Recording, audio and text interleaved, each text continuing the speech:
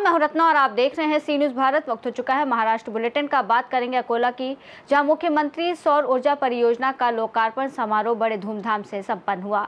इसके साथ ही बात करेंगे कल्याण की, जहां एक अवैध बंगले पर कार्रवाई की मांग को लेकर कल्याण डोंबिवली महानगर पालिका मुख्यालय के सामने आमरण अनशन जारी है।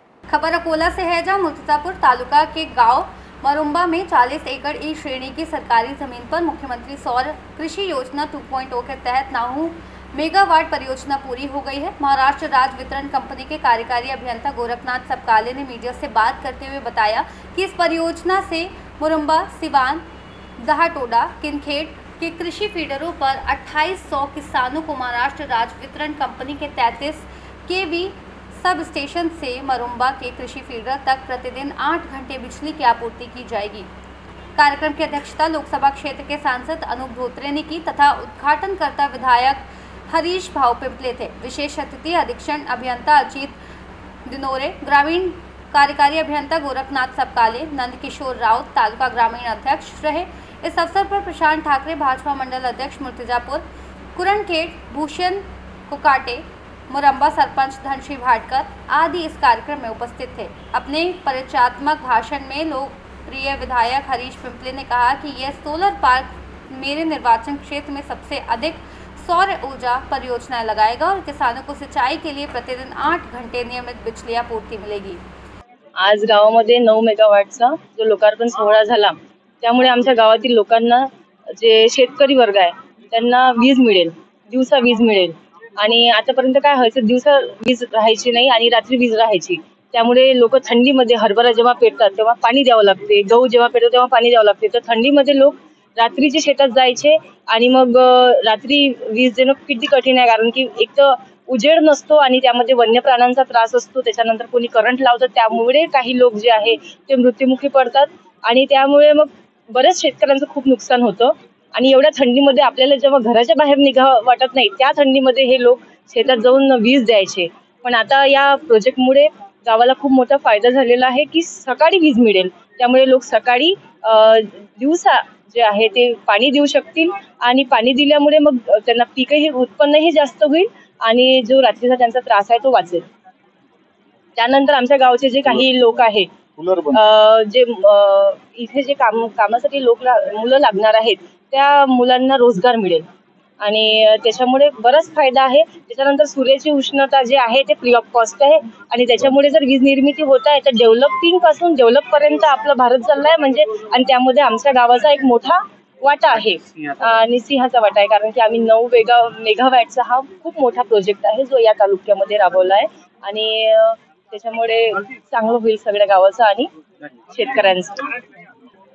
ते मुरुम्बा एक ऐतिहासिक गाव आहे आणि पद्मश्री पद्मभूषण विजय भटकर साहेबांचे गाव आहे आणि या गावामध्ये आज 4 मेगावॅट आणि 5 मेगावॅट असे 9 मेगावॅटचे मुख्यमंत्री कृषी वाहिनीच्या कामाचं जे सौर ऊर्जेचं काम आहे कंप्लीट झालंय आणि दिवसा शेतकऱ्याला वीज भेटली पाहिजे आणि शेतकऱ्यांचं जीवनमान सुधारलं पाहिजे आणि वाढती विजेची मागणी जे होती त्याच्यावर मात करण्यासाठी आमच्या भटकरताई सरपंच यांनी ठराव दिला होता आणि आज हे काम कंप्लीट झालंय आणि आज याचं लोकार्पण केलंय। याचा मला मनश्री आनंद आहे।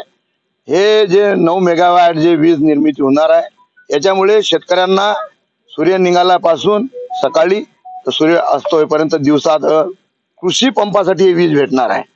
जो रात्री विजेमुळे अनेक शेतकऱ्यांना जीव गमावा लागले, अपंगत्व आलं होतं कोणाच्या, आता हे थांबणार आहे।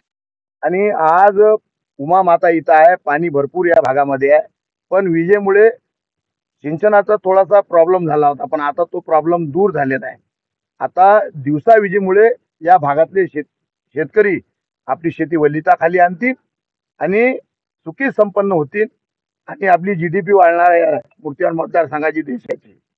आणि खास करून जो नदी जो प्रकल्प आहे पैनगंगा काय नळगंगा, हा प्रकल्प आपल्या भागातून चाललेला आहे आणि त्याचं उमामध्ये बी एक स्रोत आहे पाणी भरण्याचं। आणि इकडला खालच्यासाठी आपण मी सभागृहात बोललो होतो, देवेंद्र फडणवीस साहेबांनी मुख्यमंत्री साहेबांनी मान्य केलं होतं। तर आता पाणी भरपूर आहे, विजेची जो त्रुटी होती, कारण जीवनात आता विजेशिवाय आपलं जीवनच दूर आहे। आज ते 20 पूर्ण होणार आहे आणि सांगताना आनंद आहे. जिल्ह्यात सगळ्यात जास्त या सौर वाहिनीचे काम माझ्या मतदार जास्त जमीन मी दिलेली आहे. आमदार हरीश पिंपळे यांना सभागृहात असेल किंवा मतदारसंघात एक महादेव म्हणून ओळखल्या जाते, तर ते महादेवाचं रौद्र रूप आज ज्या प्रकारे आपण नाराजी व्यक्त केलेली आहे. मी महादेव तर नाही पण नंदी जरूर आणि नंदीचं काम आहे सगळं काम वाहून नेणे करून घेणे, तर ते काम करण्याचा मी प्रयत्न करून राहिलो. शेवटी लोकप्रतिनिधी आणि अधिकारी विकासाच्या म्हणजे चरख्याचे दोन चाक आहे, पण कोणी कोणाला डावलून जर काम करत असेल तर ते चांगलं नाही, म्हणून मी त्यांच्यावर राग व्यक्त केला आहे. कारण मान्याच्या संदर्भात जे मुख्यमंत्री सौर वाहिनीचे ज्यांनी लोकार्पण केलं नाही आणि ते त्यांनी सो मोठं चालू करून घेतलं. जर मला माझ्या मतदारसंघात मी काम करून राहिलो 15 वर्षापासून, म्हणून मला लोक चौथ्यांदा त्यांनी निवडून दिलं. आज तुम्हाला माहित आहे सगळा विषय काय आहे की लोकांचा भरोसा आहे, प्रेम आहे, म्हणून लोक, तर लोकांच्या सेवेसाठी मी आहो. आता माझ्या मतदारसंघात काय चाललं हे तर मला माहित असलं पाहिजे. म्हणजेच ह्या भोल्या शंकराचं अधिकारी लोक कुठेतरी यांचा स्वभावाचा फायदा नाही होते एखाद्या वेळेस होते. याच्या नंतर जर झालं तर तिसरा डोळा उघडायला काही वेळ लागणार. धन्यवाद. मुर्तिजापुर से सीनियर संवाददाता धनराज सबकाल की रिपोर्ट। खबर कल्याण से है, जहां अवैध बंगले पर कार्रवाई की मांग को लेकर कल्याण डोंबिवली महानगर पालिका मुख्यालय के सामने आमरण अनशन जारी है। अनशन का तीसरा दिन है। संबंधित बंगले को महापालिका द्वारा अवैध घोषित किया गया है। डोंबिवली के रामनगर पुलिस स्टेशन में MRDP अंतर्गत मामला दर्ज किया गया है। बता दें कि महानगर पालिका द्वारा पानी का कनेक्शन काटे जाने के बावजूद अवैध रूप से पानी जोड़ा गया है।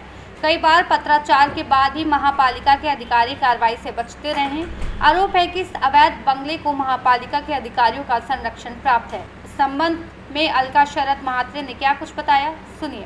कल्याण डोंबिवली महानगर पालिका में अनधिकृत बांधकाम किया गया है 8G प्रभाग में आयरे गांव इधर। तो हमने वारंवार उस पे 2 साल से हम लोग पत्र व्यवहार कर रहे हैं और वो अनधिकृत घोषित हो गया है। वो लोग ने, नगर पालिका के अधिकारी ने इसके ऊपर तारीख भी निकाला है।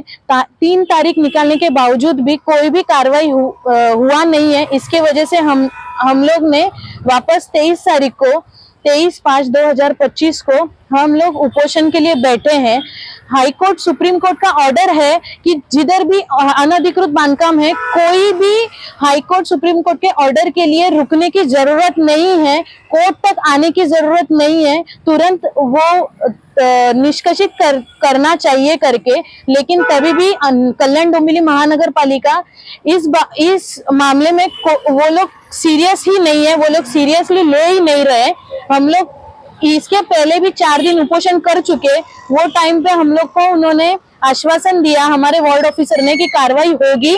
13 तारीख को नहीं हुई, वापस 22 तारीख निकाला, उस दिन भी नहीं हुई। इसके लिए हम लोग 23 तारीख को उपोषण के लिए बैठे हैं। आज उसका तीसरा दिन है।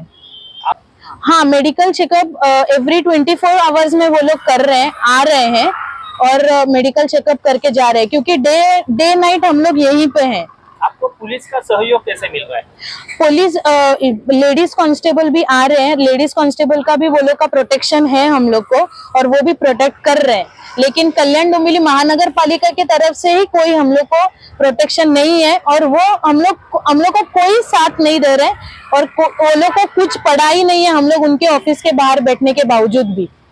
इतना ही है कि अनधिकृत बांधकाम जो करते हैं, जो इलीगल कंस्ट्रक्शन करते हैं, उनके ऊपर अभी अगर कार्रवाई नहीं हुई तो इसके आगे सब लोग ऐसे ही करते रहेंगे और यही चलता रहेगा। इसके लिए अभी ये रोक गिरना चाहिए और अभी इसके ऊपर कार्रवाई होना चाहिए। कल्याण से सीनियर संवाददाता दीपक मोरे की रिपोर्ट। फिलहाल इस बुलेटिन में बस इतना ही। देश और दुनिया की तमाम बड़ी खबरों के लिए देखते रहिए सी न्यूज़ भारत।